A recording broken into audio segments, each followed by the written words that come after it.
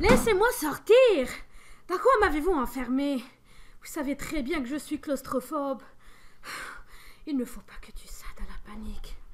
Parle-toi, tu es capable de surmonter ça. Applique tes techniques de maîtrise. Respire, respire tranquillement. Evelyne est prisonnière d'une pièce exiguë aux parois lisses et concaves. Elle, habituellement élégante et classique, se voit recouverte d'une simple jaquette blanche, celle d'un hôpital. Ses cheveux roux bouclés, le plus souvent remontés à un joli chignon, tombent maintenant en désordre sur ses épaules. Son regard confiant, exprimant son attitude calme et posée, est cette fois effaré. Ah! J'ai mal à la tête! Cette lumière m'aveugle. J'entends mon cœur battre jusque dans ma tête. Evelyne, tenue captive depuis des jours dans l'ovum, une cellule de confinement, perd petit à petit la maîtrise de ses moyens. Les ouvertures sont scellées à l'exception d'une grille pareille à celle que l'on retrouve au fond d'une douche. Habituellement confiante, calme et posée, elle est terrifiée et révoltée à la fois. Qu'est-ce que je fais, prisonnière ici, alors que ma carrière de femme publique débute? Il y a à peine une semaine, je lançais mon livre. C'est quoi cette paroi que je ne parviens pas à endommager? Un genre de polymère? Avec ses techniques de visualisation, ses idées se clarifient et sa panique s'estompe. La lumière provient de la cloison. J'ai l'impression d'être emprisonnée dans un œuf en incubation. Depuis quand? Pourquoi personne ne répond? Evelyne, au début de la quarantaine, avec son physique athlétique mais équilibré, frappe avec force la paroi recourbée aux deux extrémités. Sa prison ovale l'empêche de prendre une position confortable et de fuir dans un sommeil réparateur. Un bourdonnement aigu et permanent irrite son ouïe. L'attente est interminable. Elle cherche une posture.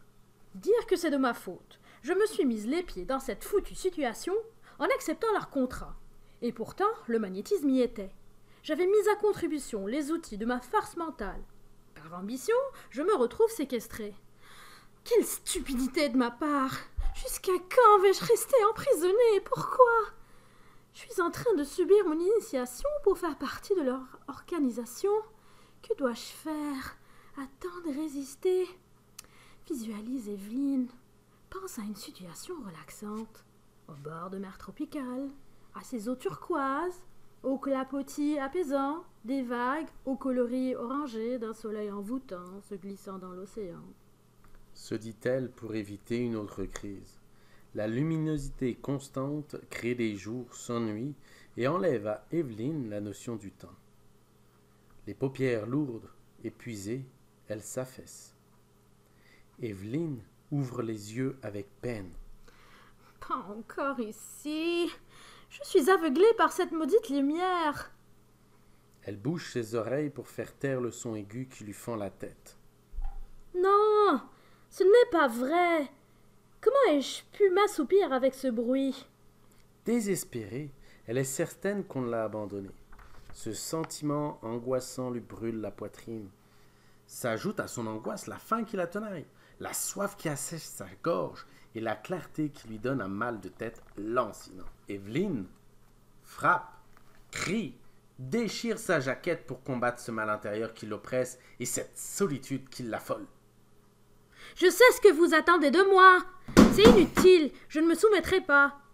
Lance-t-elle l'étourdie en espérant que quelqu'un l'écoute. Toujours ce silence inquiétant qui, heure après heure, n'en finit plus. Elle se recroqueville pour résister. Vous voulez m'épuiser? M'affaiblir? Que je consente à la mission? Jamais! Je ne veux rien savoir de votre projet. Le temps lui paraît interminable sans le moindre bruit extérieur. Puis, un gaz s'échappe des pores de la coque. Son esprit s'appesantit, elle pâlit et s'évanouit. Evelyne reprend ses esprits et s'écrie toute recroquevillée. Où suis-je? Qu'est-ce que je fais ici? Pas encore dans cet œuf.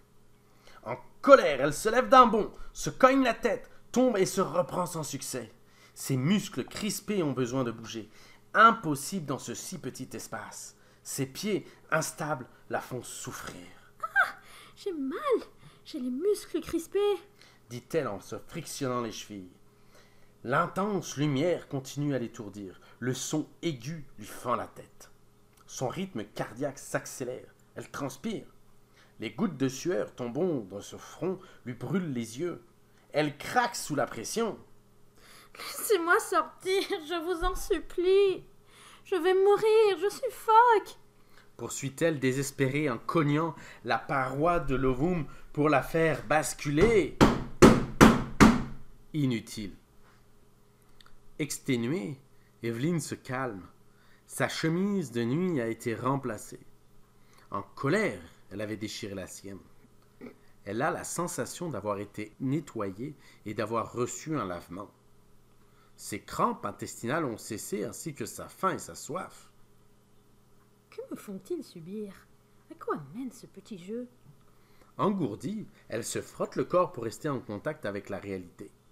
En se frictionnant les bras, elle touche un diachylon dans le repli de son avant-bras. Elle l'arrache. Ce n'est pas vrai. Une perfusion. On me nourrit au soluté. Quelles sont vos intentions? Me garder enfermée des semaines? Des mois? Je ne suis pas un rat de laboratoire. Crie-t-elle révoltée. Sa voix frappe la paroi et lui renvoie son écho. Anéantie et amère, elle s'assoupit. Ces traitements répétitifs, attente, sommeil agité, transfusion, lavement et réveil comateux brisent sa résistance. Broyée par la pression et ayant perdu la maîtrise d'elle-même, elle cède. D'accord, j'accepte. J'accepte vos conditions. Aucun signe de vie. J'honore le contrat que j'ai signé avec vous et les clauses de notre entente. Toujours rien. Mais qu'est-ce que vous voulez? Je me soumets à votre volonté et à l'esprit qui vous anime. Je ne résisterai plus et accomplirai mes obligations. J'en fais la promesse. Une fumée s'échappe alors de la coque. Soulagée, elle se laisse choir en fermant les yeux.